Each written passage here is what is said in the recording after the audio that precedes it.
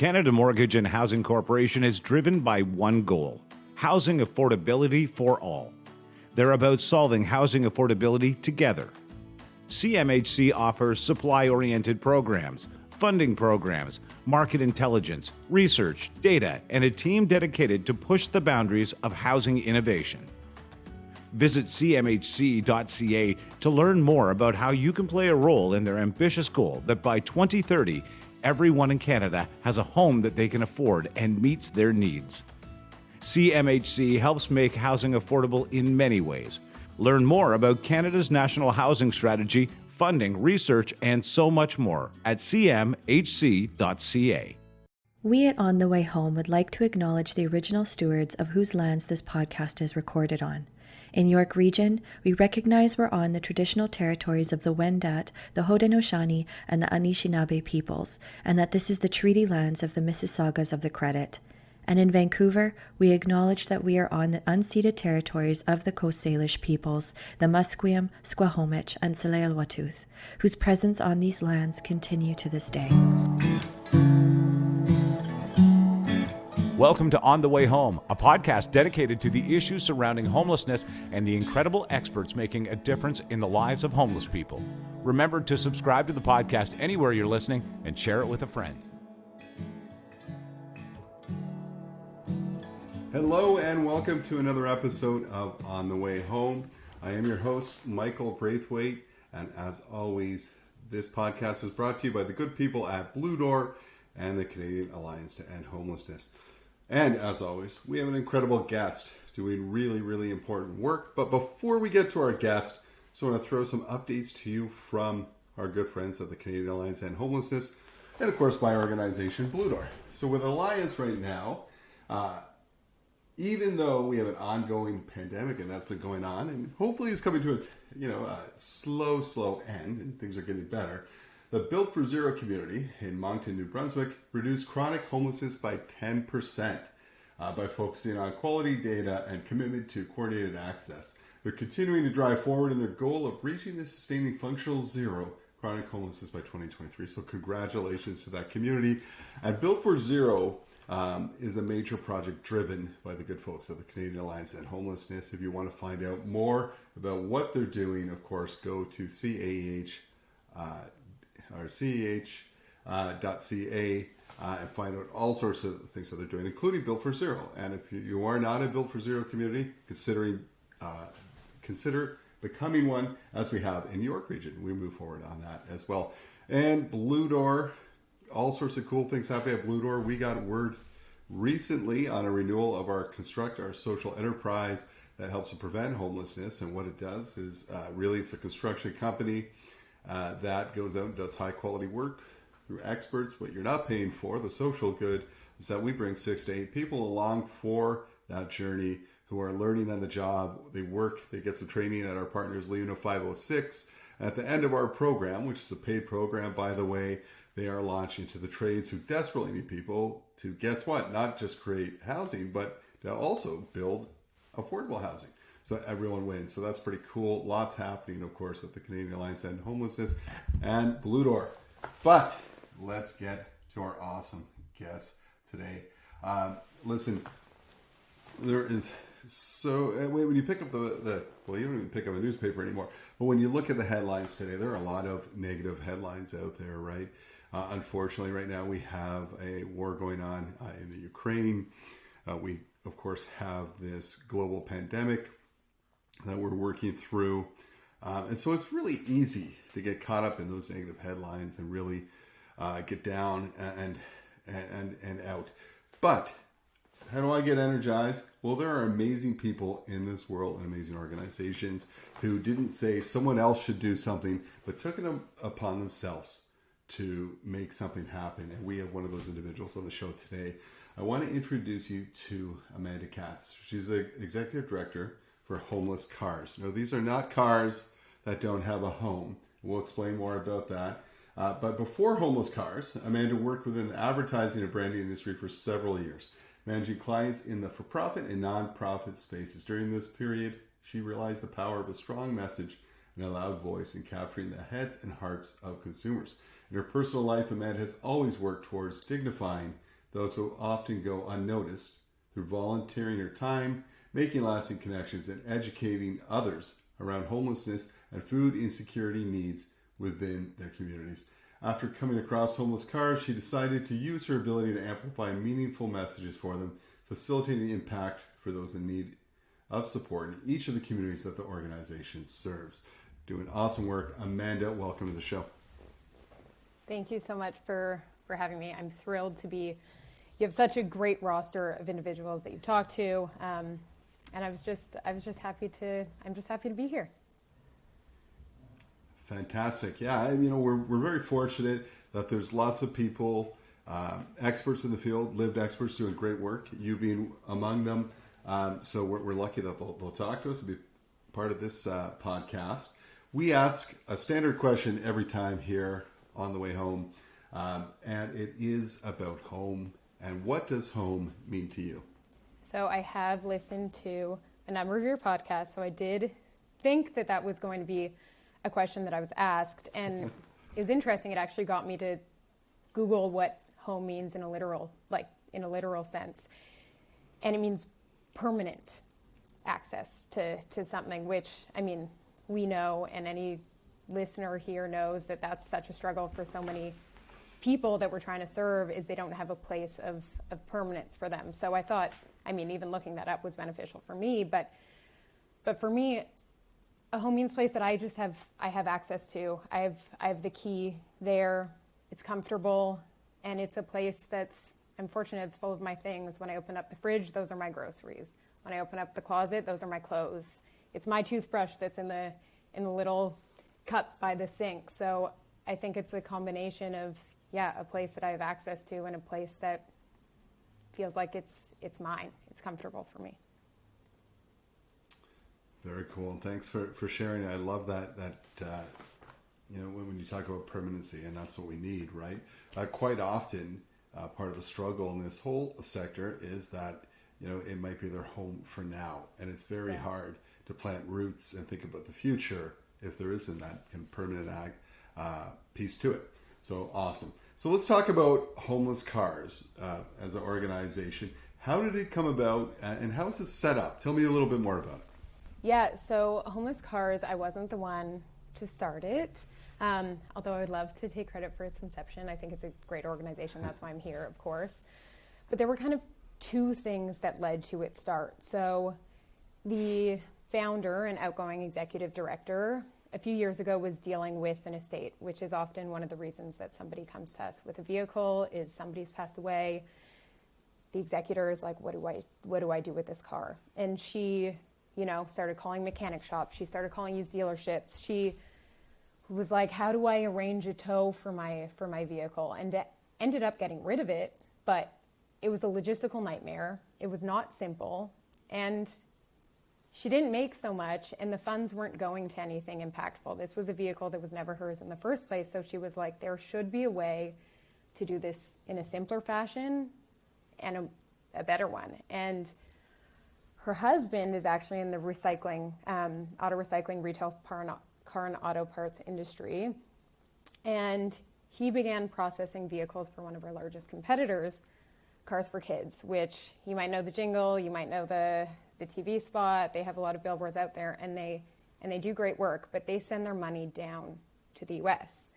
So the combination of the two things was like, okay, there are people that are doing something out there that's simpler, but why aren't the funds staying here? And they've both been active members of the community. They volunteered their time at different organizations throughout, the city. They're from Hamilton and Toronto themselves.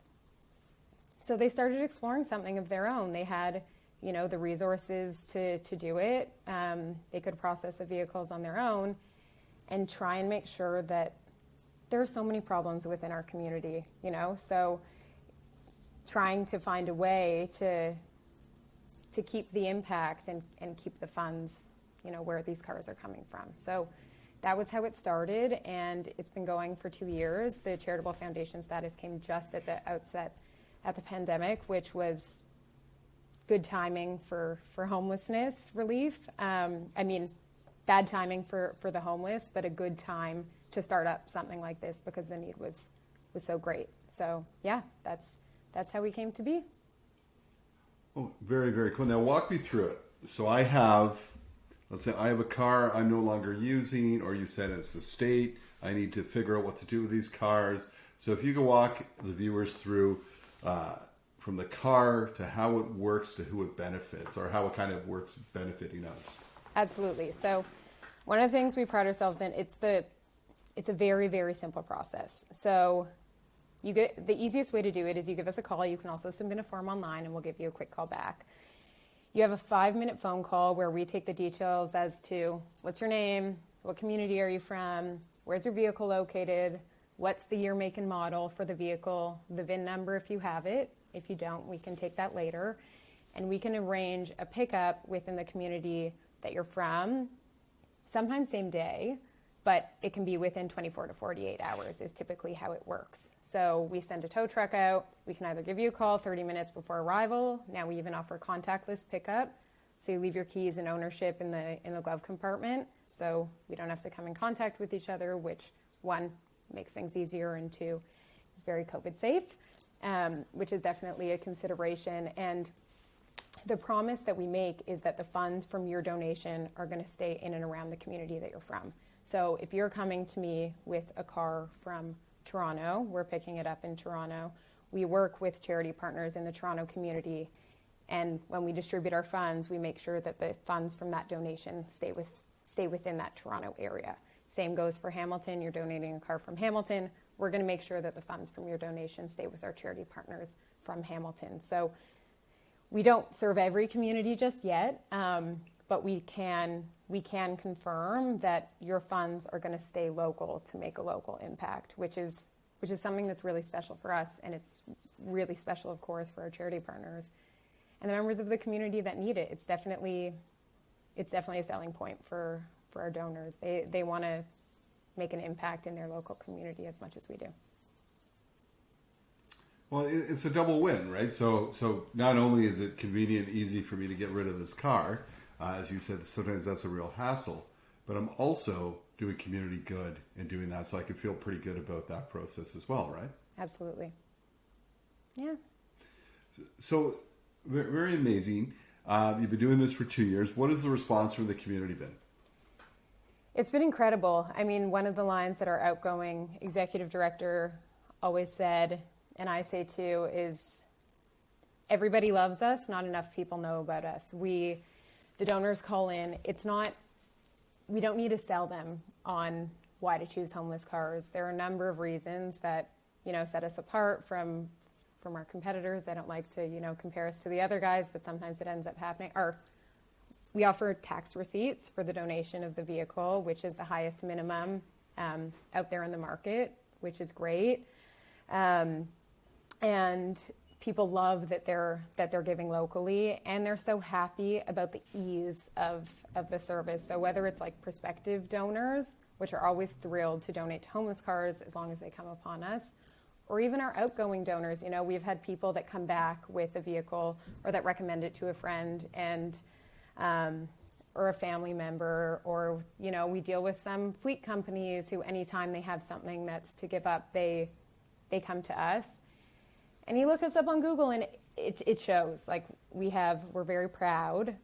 4.9 stars is pretty rare nowadays, especially, not everybody is just writing good things when good things come along. It's usually the bad stuff that comes through, and we don't, knocking on wood here, but we haven't had that bad response. Everybody is really, really thrilled about the process and the difference that they're making locally. Very, very cool, as they should be. So 2 years in, you're doing great work. What have the challenges been? Yeah, I mean, there are definitely challenges. I think anybody dealing within the homeless space, they're going to, there's such a great need that's out there. So I think one of the challenges is trying to come up with as much cars or get our word out there enough that we can really make that tangible difference within the homelessness community. I mean, you mentioned that, I think it was the Moncton community just at the start of this, where they had reduced homelessness, which is so impressive. But I was sitting in an AGM with one of our charity partners just last week, and they were saying they run food banks. It's North York Harvest Food Bank, which does such incredible work up there. And they were saying they've never given out so much food. They have so many new people coming to them for resources, and even the people that were coming to them previously, they're getting more. The need is so great, and I think now when the market's opening up, and this is something that I think we've seen kind of in the past, when the market's opening up and people's lives that have access to resources, restaurants, groceries, all these things, they don't see that need as much, but it still exists so greatly. So I think the homeless community, I mean, that's still just a big challenge. But from our market, the car market, it's another big challenge, because I don't know if you've looked for a vehicle since the outset of the pandemic, but it's not easy. And I think anybody who's trying to buy a car right now can attest to that. What happened is at the beginning of the pandemic, car sales were really low. So any car dealership or used car spot, they offered very incentivized deals, got rid of a huge supply of cars, and microchip companies, which I don't know if you're familiar with, but they call the microchip the brain of the car. They saw, okay, people aren't buying cars, so the production of these car brains went down. And now the production of vehicles, new vehicles, has been halted because of this microchip car brain, because workflow has been hindered across the board with COVID and restrictions and people getting sick.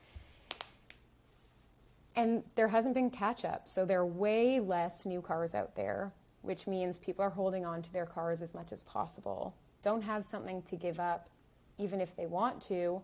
They're really letting they're using those cars till their last piece of energy or whatever they've got. So we rely on car donations, which is usually when somebody is getting a new vehicle or downsizing, maybe getting rid of a vehicle, but people typically don't have vehicles to give up because there's really low supply of new vehicles out there. So for us, that means less cars are getting donated. We have seen an uptick lately. When spring comes along, people are doing the spring cleaning. That's often a chance to get rid of the one that's been sitting in their driveway for years, or whatever that looks like once the snow's gone. But yeah, there are less vehicles out there. So us and any other donation programs that are out there, they're seeing that. It's just the donations are down, which means less is going to our charity partners who are doing all that great work. So that's something that we're just dealing with, and we're doing what we can to make sure people know about homeless cars and know to donate with us if they are donating, but there are just less cars to donate, period. Very, very challenging. I hear you. I've heard a lot about that. If you're trying to buy a used car, the prices have gone up because demand has gone up and supply is down, absolutely. And that affects something we wouldn't think about would affect a charity such as yours moving forward. But just to be, so people understand, really this could be any kind of car. It doesn't have to be operating or anything. As you said, you've had a car sitting in your driveway. There's no way this thing's ever going to turn on. So it's from that to a car that you just, still kind of might have some life in it, but you want to get rid of it anyways. It's just not even worth trading it in, right? And sometimes I know, even it's a long-winded question. I know sometimes even with your trade-in, they'll say, I'll give you $500, but I've had it before where they'll say, I don't really care what you do with the car. I'll still give you that $500 off, but we're going to do exactly what Homeless Cars is going to do and junk this car anyways. We can't sell it. So really there's a variety of different ways, like in cars that people can give to, right? Absolutely. So yeah, our minimum, you don't take it all. Our minimum tax receipt is $500. So it was serendipitous, I guess, they used 500 as your minimum, but that can be the one requirement that we have is it's got to have some wheels on it just so we can get it on the tow truck. But otherwise, it doesn't have to be running for years and years and years. Like this can be truly, sometimes we'll get a call from the city saying, hey, this car has been sitting on an abandoned parking lot forever. Can you take it? happy to take it. That it's, it's an interesting case, where do the funds go, et cetera, et cetera. But people will give us vehicles that are in any condition, sometimes in that, the lower end, but oftentimes we'll get something that's a little better, and your tax receipt will absolutely reflect that. So anybody who's curious, am I making, they might be sure that they're making the right decision from an impact perspective, but they still want to make sure that they're, getting some funds for a vehicle, especially if it's in a better condition. So they can always give us a call and get a quote for what the minimum tax receipt for their car might be. And it might arrive at the recycling partner's yard, and it might go up from there. So whether you're thinking that your car is not good enough or too good to be donated, just give us a call and we can let you know what your car is worth. And right now, with so many issues within the supply chain, we're even offering a bit higher of a tax receipt within the Hamilton and GTA communities, because scrap prices, we've seen so many different prices go up, whether it's gas or elsewhere, but scrap is also going up just because we relied on some other countries for those goods. So yeah, it's a good time to get rid of your car for sure. Very, very cool. Can you tell us a little bit about some of your partners? Who do you work with? Yeah, so we work with a number of charity partners, not too many, because one of the things that we're really focused on and is important to us is actually making a tangible impact with each of the charity partners that we work with. Some charities, they deal with so many in each market, and it means, $50 dispersed here and there, and that's not how we do it. So we operate out of Hamilton, GTA, Ottawa, and Winnipeg for now. Our highest volume donation cities are Hamilton and the GTA. So Hamilton, we work with Out of the Cold Hamilton, Good Shepherd Hamilton, Interval House Hamilton, and 541 Eatery and Exchange. In the GTA, we work with 3 charity partners. We work with Seeds of Hope, North York, I don't know why I always struggle to say it, North York Harvest Food Bank, and Vehafta in Toronto. And then in Ottawa and Winnipeg, which are smaller markets for now, we work with 1 charity partner in each. So Ottawa, we work with Salvation Army Booth Center, and Winnipeg, we work with Silo Mission. And as I said, our belief right now is we want to be, of course, really intentional about the charity partners that we select. It was quite a process in making sure that, one, they're doing great work, which, of course, so many charities are, but we want it to also be a good relationship where they're appreciative of us, we're appreciative of them. We figure out ways of working. How can we showcase these charity partners and how can they showcase us, sort of thing. And also offer breadth of support within each community. No 2 of our charity partners that are in the same community are doing the same thing. There are so many factors that come into play when it comes to homelessness and food insecurity, which we don't just deal with homelessness for us, it's food insecurity, which of course the 2 go hand in hand. We want to make sure that we're working with different people who are doing great work, which, so many are. Oh, yeah, I love what you're saying about maximizing impact. That's very cool. And you're right. If you talk to the leaders of the larger food banks, they will tell you that the reason food bank use is up, and the GTA was up 47% year over year, is that people, when you have to make a choice between, if you don't have, or you have a limited amount of household income, you're going to pay your rent first, and then what's left over, you'll use for food. And if there's not enough, you can go to a food bank. You can't reverse that because there is not a housing bank to go to, obviously. Yeah. So people are, if people had affordable housing, there'd be far less people, of course. And that's why we have to attack kind of what the real issue is, and that is having a truly affordable housing too. That would certainly help with that. You're doing that with the work that you're doing. So you're 2 years in, we've mentioned that, and already you're making an impact. What are your hopes for the future for Homeless Cars? Yeah, ultimately we want to make sure that we're distributing as much funds as possible. So as much as we can get the word out, as many cars as we can get in, that means more work for our charity partners. As I said, it's important for us to make sure that difference, and as you mentioned, is tangible for each of our partners. So before we start engaging, more charity partners within each market, we just want to make sure to strengthen the number of donations in each.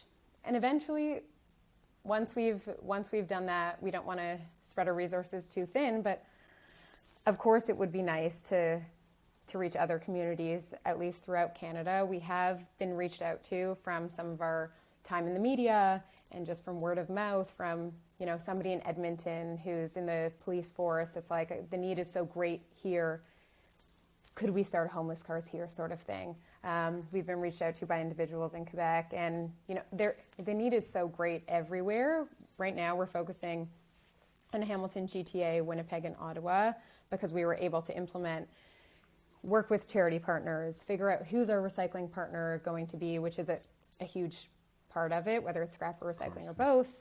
Who's our tow truck driver going to be? There are a number of factors that go into it. It's not just about finding a need and great charities, but absolutely. I mean, once the model's set and we figured it out, we definitely have the ability and would like to offer our support to, rest of Canada sort of thing. But we want to focus on our current communities first. Yeah, of course, right? Want to be strong and then grow before taking off, and I'm sure it will. I mean, it's something that's definitely scalable, and you're making the case for that. I would assume you've learned a whole lot more about cars and scrap and the whole industry. Yeah. I mean, we go to our recycling partners to quote it out and stuff, but I can kind of come up with some numbers in my head already, and I know so many models that I'd never heard of or never paid attention to, and I see a truck come in and I'm more excited because I know the truck is more weight if we're sending it to scrap. My brain starts firing whenever I see something come in or even some vehicles on the road. I've always been interested in cars, but this has piqued it for sure. Very, very cool. So if listeners want to support, what can they do? How can they help? Absolutely. Where do they go? Great question. So homelesscars.ca is our hub of information. We have a very extensive FAQ page, which it's funny, donors will call us and they'll say, I had so many questions, but I went to the FAQ and everything was answered. I'm here, I'm ready. Let me know what you need and let's get this car going. So homelesscars.ca, give us a call, 1-833-465-7227. I feel like a little advert over here. But our agents are happy to answer any questions about your car donation. But that's if you have a car, which is a unique use.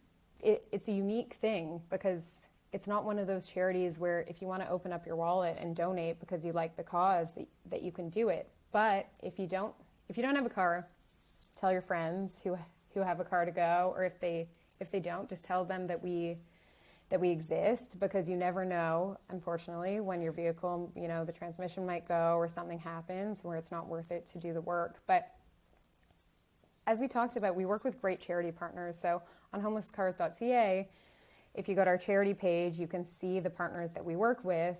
And if you do have the funds to donate, always encouraging people to give back to their communities. So check out what exists in the community that you're from and think about donating some time, money, or something to them, because as we said, the need's still there. So if you've got a car, great, call us. But if not, you can still support our partners. Very, very cool. Everyone wins in that circumstance. Amanda, thanks to you and Homeless Cars for the amazing work that you're doing. Thank you for making an impact, and thanks for joining us on the show today. Thank you so much for having me. It was such a pleasure to be here. So listen up. If you've got, many of you, I know my friend Mike, who produces this podcast, he's probably got his old Gremlin or is in the driveway that hasn't run for years, and he keeps talking about how he's going to fix it one day. Not going to happen, Mike. Donate it to Homeless Cars. And, you win, right? You've got this scrap car that's taking up space, that is an eyesore. Do something good with it, right? Help us prevent and end homelessness in the areas that Amanda talked about. It's really incredible. It's really easy to do. Go to their website, figure this out. We have incredible change makers on this show, and Amanda and Homeless Cars are doing that. It was an issue of, hey, what do we do with this? Instead of just making a phone call, someone decided to make a change, and that change has been impactful. Check out their charitable partners on their website.